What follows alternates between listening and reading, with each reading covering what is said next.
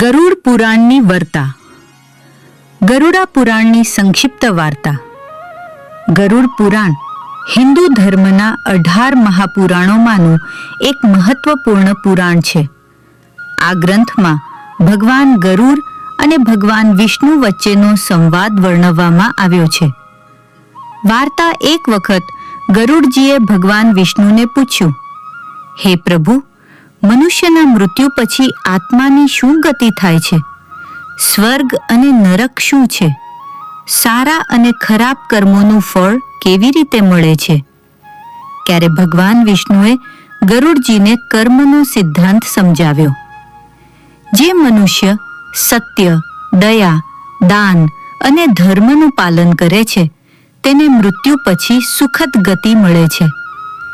જે પાપ કરે છે, અન્યને દુઃખ આપે છે અને અધર્મના માર્ગે ચાલે છે તેને પોતાના કર્મોનું ફળ ભોગવવું પડે છે. આત્મા અમર છે. શરીરનો નાશ થાય છે, પરંતુ આત્મા આગળની યાત્રા કરે છે.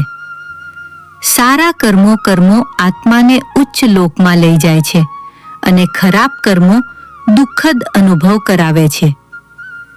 ગરુડ પુરાણમાં જીવનનું મહત્વ, સદાચાર, ભક્તિ, દાન, શ્રાદ્ધ અને પિતૃઓ પ્રત્યેના કર્તવ્યોનું પણ વિશેષ વર્ણન કરવામાં આવ્યું છે. મુખ્ય સંદેશ: સારા કર્મ કરો, સત્ય અને ધર્મના માર્ગે ચાલો, માતા પિતા અને ગુરુનો આદર કરો, ભગવાનની ભક્તિ કરો, કોઈનું અહિત ન કરો. ગરુડ પુરાણનો સાર એ છે કે જેમ કર્મ તેમ ફળ. મનુષ્ય સદાય સારા કર્મો કરીને જીવનને સાર્થક બનાવવું જોઈએ.